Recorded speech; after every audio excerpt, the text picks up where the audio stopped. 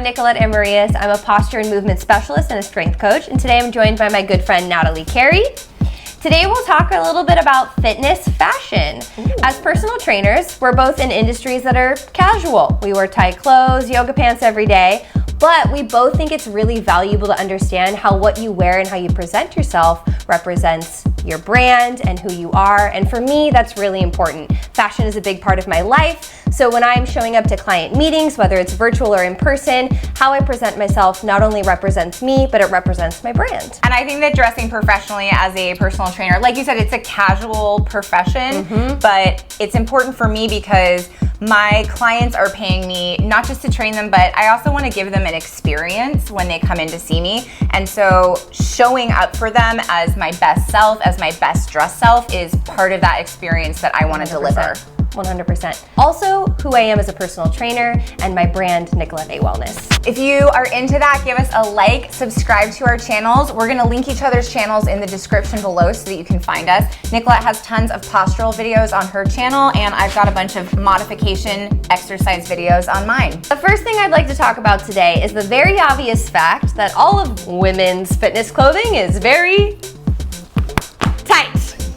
And that can be really uncomfortable. Personally, as both people who have worked on camera as well as in person, tight clothes can sometimes feel very uncomfortable if you're PMSing, if you're on your period, any day of the week, it doesn't really matter. If you exist as a human being.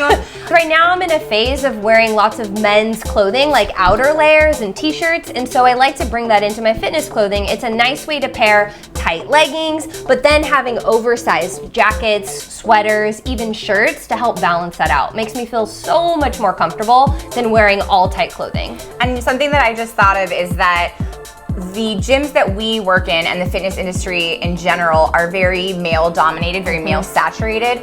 And so having bigger clothing or bringing in pieces that were designed for males, I don't know, it just like brings a little bit more masculine energy to each of us. When I'm thinking about putting together an outfit, I will think about coordinating colors, like do I have a shoe that matches the top that I'm wearing? Or I'll think about a theme, like I want to exude this certain holiday, or like one time I dressed up as Rosie the Riveter because it was an election day at work.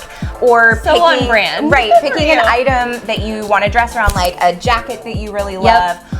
Or shoes even that you just really want to show off, and just planning an outfit all around that one item. Sometimes it's a bright day. Like sometimes I'm like, okay, I want to go neon, or I want to go bright colors. Other days I want to go super sleek, black and white only, or a very neutral day where it's tans and whites. Yeah, like I've definitely done days when it's rainy and gloomy outside and I'll dress cozy and comfy, and then other times where it's the same weather and I will want to bring a little brightness to the day, so I'll wear my neons and my yellows. Now, one other thing I've noticed as someone who's trained in a facility where there's not only personal trainers but there's also physical therapists is you might notice that physical therapists don't wear fitness clothing. They're wearing business casual clothing. Now, I'm not saying you have to wear business casual clothing if you're a personal trainer, but if we think about physical therapy as a whole, their price point, the type of clientele they're bringing in, the environment that they're creating, which is more clinical, kind of sparks this idea that, oh, maybe I should also bring that similar vibe through what I'm wearing. For example, what Natalie's wearing is a perfect example of that, is that she's wearing basically a casual blazer over her fitness clothes. I think physical therapists are really good at selecting clothes that have a lot of stretch so that they can move with their clients, but also look really professional, like they can go to a medical conference and learn with other people at the medical level. That didn't make any sense. Well, we don't do that, so that's we don't do that. We don't know. I also get a lot of inspiration from characters that I see in movies or television, and then also celebrity looks. Like I did not a series, but I've done several looks inspired by Oscar dresses. Oh, yes. Yes, like it's also a great way to think, oh, I wasn't thinking about pairing like these pieces together, but I saw that Florence Pugh had this look, or The Rock had this look, and now I can mimic that and it actually makes a really great outfit. Yeah, and I kind of do a similar thing but with my own fashion and my own clothes. So whereas Natalie's pulling from like celebrity looks, I pull from my daily looks. So like I said before, a lot of my current fashion right now is really inspired by menswear. I love men's outerwear.